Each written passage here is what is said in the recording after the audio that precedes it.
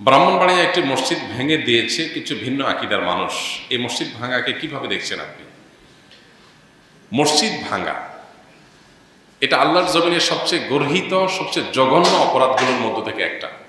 কোনো যুক্তিতে, কোনো অজুহাতে, কোনো কারণ দেখিয়ে মসজিদ ভাঙার কোনো সুযোগ, কোনো অধিকার কারো নাই।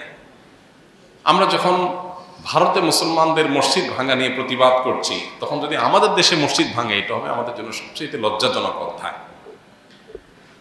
মসজিদ কিংবা ভিন্ন ধর্মাবলম্বীদের উপাসনালয়, এগুলোর কোনোটাই ভাঙা, সেগুলোতে আঘাত করা, এটার শিক্ষা ইসলাম আমাদেরকে দেয়নি, বরং নিষেধ করেছে। আপনারা অনেকে জানেন, নবী করিম সাল্লাল্লাহু আলাইহি সাল্লাম জিহাদের ময়দানে পর্যন্ত অন্য ধর্মাবলম্বীদের উপাসনালয় পর্যন্ত তিনি আঘাত করতেন না, বরং ইসলামে পরিষ্কারভাবে নিষেধাজ্ঞা রয়েছে অন্য ধর্মাবলম্বীদের উপাসনালয়গুলোকে আঘাত করার ব্যাপারে। তাদেরকে আমরা তাওহীদের দাওয়াত দিব, তাদের উপাসনালয়গুলোকে আঘাত করে ভেঙে ফেলতে ইসলাম আমাদেরকে নির্দেশ করে না। সেখানে মুসলমানদের মসজিদ কিভাবে আমরা নির্দেশ? কেউ যদি কোনো ভুল করে, কোনো বাড়াবাড়ি করে, তার প্রতিকারের আপনি বহু পথ অবলম্বন করতে পারেন। তারপরে আল্লাহর ঘরে আঘাত করতে পারেন না। আল্লাহর ঘর তো আল্লাহর ঘর। কেউ যদি কোনো মসজিদ আল্লাহর ঘরের জন্য জমি ওয়াকফ করে থাকে, দান করে দিয়ে থাকে, তখন সেটা আল্লাহর ঘর হয়ে যায়, এটা মালিক আল্লাহ। ওইটাতে আঘাত করা এটা শরিয়াতে সবসময় নিন্দনীয়। এই জন্য কোনো যুক্তিতেই মসজিদে আঘাত করা জায়েজ নয়। আমরা নবী সাল্লাল্লাহু আলাইহি সাল্লামের সিরাতের কথা জানি। কেউ যদি কোনো উপাসনালয়ে, কোনো গির্জা প্যাগোডাতে আশ্রয় নেয়, তাকে নবী সাল্লাল্লাহু আলাইহি সাল্লাম ইবাদতরত অবস্থায় থাকে, তাকে হত্যা করতে নবী সাল্লাল্লাহু আলাইহি সাল্লাম নিষেধ করেছেন। তাহলে অন্য ধর্মাবলম্বীদের ব্যাপারে যদি আমাদের এই অবস্থান থাকে, তাহলে আমার মুসলমান ভাই তার সাথে ভিন্ন চিন্তা, ভিন্ন আকীদা, ভিন্ন বিশ্বাস এর কারণে মত পার্থক্য থাকতে পারে। এমনকি কেউ কোনো ক্ষেত্রে বাড়াবাড়ি করতে পারে, সীমা লঙ্ঘন করতে পারে, কোনো ভুল করতে পারে, সেটার হাজারটা সমাধানের পথ আমরা বের করতে পারি। তাই বলে মসজিদে আঘাত করা এটা কখনো সমাধান হতে পারে না। বাংলাদেশ এই ক্ষেত্রে আমাদের আশেপাশের যেই কোনো দেশের চাইতে ভালো একটা অবস্থানে আছে, যে আমাদের দেশে আলহামদুলিল্লাহ পরমত সহিষ্ণুতা এই লেভেলে আছে যে আমাদের পার্শ্ববর্তী ভারত কিংবা পাকিস্তানে পর্যন্ত ভিন্ন চিন্তার মানুষদের উপাসনায় আঘাত করা, এমনকি মসজিদে এক মুসলমানদের একটা গ্রুপ আরেক গ্রুপের মসজিদে আঘাত করা, এগুলো পাকিস্তানে প্রচুর পাওয়া যায়, কিন্তু আমাদের দেশে আলহামদুলিল্লাহ এগুলো নাই। আমাদের এই ঐতিহ্যটাকে ধরে রাখার চেষ্টা করা উচিত। কোনো মানুষ এ ধরনের কাজ করলে তাদের ব্যাপারে সবার দল মত নির্বিশেষে সবাই সেখানে সোচ্চার হওয়া উচিত এবং এই ধরনের কর্মকাণ্ড এটা করতে বাধা দেওয়া উচিত, এবং কেউ এই অন্যায় কাজ যেন করতে না পারে সবাই সতর্ক থাকা উচিত। সমাজে পরস্পরের সহমর্মিতা এবং সহাবস্থান এটা যেন ভালো থাকে, এটা যেন সবাইকে দায়িত্বশীল আচরণ করতে হবে। দায়িত্বশীল আচরণ না করলে তার পরিণতি ভালো হবে না, আমরা সবাই ক্ষতিগ্রস্ত হব। আল্লাহ আমাদেরকে হেদায়েত দান করুন। যারা এই ধরনের কর্মকাণ্ড করেছে তারা নিশ্চয়ই জঘন্য কাজ করেছে, গুনাহের কাজ করেছে, তাদের তওবা করা উচিত, এবং কোনো যুক্তিতেই তারা আল্লাহর ঘরে আঘাত করতে পারেন না। আল্লাহর ঘর কে বানাইছে সেটার বিষয় না, যে বানাইছে সেটা ঘর কার? আল্লাহর। বিধায় এখানে আঘাত করা একেবারেই জঘন্য কাজ। আমার বাবা একজন মসজিদের ইমাম ছিলেন। বর্তমানে উনি প্যারালাইসিসের রোগী, ঠিকমতো বিছানা থেকে উঠতে পারেন না। বাবার অসুস্থতার কারণে আর লেখাপড়া করতে পারছি না, তাই একজনের মাধ্যমে আসুন্নাহ স্কিল ডেভেলপমেন্ট ইনস্টিটিউটের সন্ধান পেয়েছি। কিভাবে ভর্তি হব? ভর্তি হওয়ার জন্য আসুন্নাহ স্কিলের যে ফেসবুক পেজ আছে, বিস্তারিত সেখানে দেখতে পাবেন। যখন যখন সার্কুলার দেওয়া হয় তখন তখন আবেদন করে ভর্তি হতে পারবেন।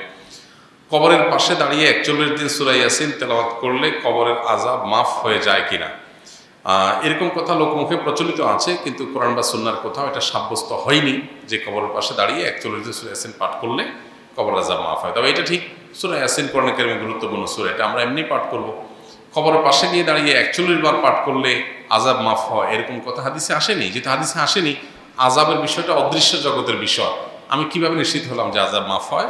সম্পূর্ণ মন গড়া এবং ভিত্তিহীন একটা বিশ্বাস। এটি সন্দেহাতীতভাবে আমরা কোরআনে কারিমের তেলাওয়াত করব, সূরা ইয়াসিন অন্য সূরা তেলাওয়াত করব, মুর্দার পক্ষ থেকে তেলাওয়াত করে তার সওয়াব পৌঁছানোর জন্য চেষ্টা করব, কিন্তু কবরে গিয়ে এই সংখ্যক বার এটা পড়লে আর আযাব হয় না, এই কথা কোনো বিশুদ্ধ হাদিস দ্বারায় প্রমাণিত নয়।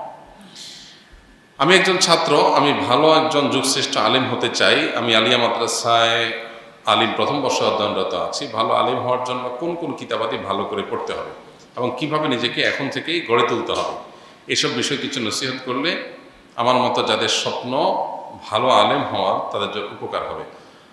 দেখুন, ভালো আলেম হওয়ার জন্য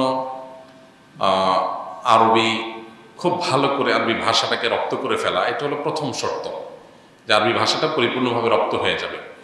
সেই সাথে কোরআন এবং হাদিসের বেসিক ইলম এটা সর্বোচ্চ ভালোভাবে অর্জন করতে হবে। যে মাদ্রাসা সিরিয়াস এবং খুব গুরুত্বের সাথে আপনার কোরআন হাদিসের পাঠদান করা হয়, পরিবেশ আছে, ভালো ছাত্র আছে, ভালো আলেম আছে, কম্পিটিশন আছে, সেরকম জায়গায় পড়াশোনা করতে হবে। সেই সাথে মুত্তাকি, পরহেজগার এবং বিচক্ষণ বিদগ্ধ আলেমদের সোহবত সংস্রব থাকা জরুরি এবং দায়ী হিসাবে নিজেকে গড়ে তোলার জন্য কোরআন হাদিসের ইলমের পাশাপাশি সমকালীন মতবাদ, সমকালীন ধ্যান ধারণা, সমকালীন বিভিন্ন চ্যালেঞ্জ, এমনকি সমকালীন সময়ের ভাষা, ইংলিশ সহ অন্যান্য বিষয়গুলো, আইসিটি, এগুলোকে রপ্ত করা, এটা হলো একজন সময়ের চ্যালেঞ্জ মোকাবেলার উপযুক্ত দায়ী হওয়ার জন্য জরুরি। আমি একজন বাহিনীর সদস্য, ঊর্ধ্বতন অফিসারদের সাথে আমরা 10-15 জন ডিউটিতে যাই। আমাদের দায়িত্ব যথাযথভাবে পালন শেষে ব্যারাকে ফিরি এবং আমার নিম্ন পদস্থ সহকারী জানায় যেখানে ডিউটি করেছি সেখানে কোনো বিত্তশালী আমাদের উচ্চপদস্থ অফিসারের কাছে আমাদেরকে ঘুষ দিয়েছে। অফিসার আবার নিম্ন পদস্থ আমার সহকর্মীর কাছে আমাদের 10 জনকে 5,000 টাকা দিয়ে ভাগ করে নিতে বলেছে। প্রশ্ন হলো, আমি ঘুষ খাই না, কিন্তু এই টাকা যদি আমার ভাগেরটা আমি না নেই, আমার আরেক সহকর্মী নিশ্চিতভাবে রেখে দিবে, যে দিয়েছে তার কাছে ফেরত দেওয়ার কোনো পথ খোলা নেই। এখন এই টাকা নিয়ে বিনা সওয়াবের আশায় কোনো গরিবকে দেয়া ঠিক হবে নাকি সহকর্মীকে খেতে দেয়া ঠিক হবে? প্রথম কথা হলো যে ঘুষের লেনদেন করাটাই হারাম। যদি আপনার জন্য কোনো ভাগ রাখে, আপনি বলে দিবেন এটা যথাস্থানে যার কাছ থেকে নিয়েছো, যার মাধ্যমে নিয়েছো, তাকে ফেরত দেওয়ার ব্যবস্থা করো, এটা আপনার কর্তব্য। যদি তারা না দিয়ে মেরে দেয়, তারা আল্লাহর কাছে দায়ী থাকবে, আপনি দায়ী থাকবেন না, আপনার এটা ভোগ করা উচিত হবে না। আমরা নিজেরা নিয়ে এরপরে গরিবকে দান করে দিব, এটা হলো যখন আমি না চাইতে আমার কাছে চলে আসছে এবং ফেরতের কোনো অপশন নাই। আপনি যার কাছ থেকে পাইছেন তাকে ফেরত দিবেন, সে আবার যার কাছে নিয়েছে তাকে ফেরত দিবে। খুব বেশি দূরে না তো, 2-3টা হাত মাত্র বদল হয়েছে, বিধায় এটা চাইলে ফেরত দেওয়া সম্ভব, বিধায় সে উদ্যোগ আপনাকে নিতে হবে। যদি আপনি না চাইতে আপনার কাছে চলে আসছে এবং ফেরত দেওয়ার কোনো অপশন নাই, ফেরত দিতে গেলে ঝামেলা তৈরি হবে, তাহলে আপনি নিয়ে কোনো গরিবকে দান করে দিবেন। ঝগড়ার মাঝে রাগের মাথায় আমি আমার স্ত্রীকে বলি, তোমাকে 1 তালাক দিলাম, 1 তালাক, 2 তালাক, 3 তালাক, তোমার সাথে আমি সংসার করব না। এখন আমরা দুজনে অনুতপ্ত, এখন শরীয়তের ভাষায় আমাদের কি করা উচিত? ভাই, তালাকের মাসআলার জবাবের জন্য ভালো কোনো মাদ্রাসায় চলে যাবেন। এখানে দারুন নাজাত মাদ্রাসা আছে, তারপরে মাদারনগর মাদ্রাসা আছে, ভালো কোনো মাদ্রাসায় গিয়ে ফতোয়া বিভাগে গিয়ে বিস্তারিত জানবেন। তালাক এমন একটা জিনিস, এটা দিয়ে ফেললে হয়ে যায়, এরপরে অনুতপ্ত হয়ে আফসোস করে আর লাভ নাই।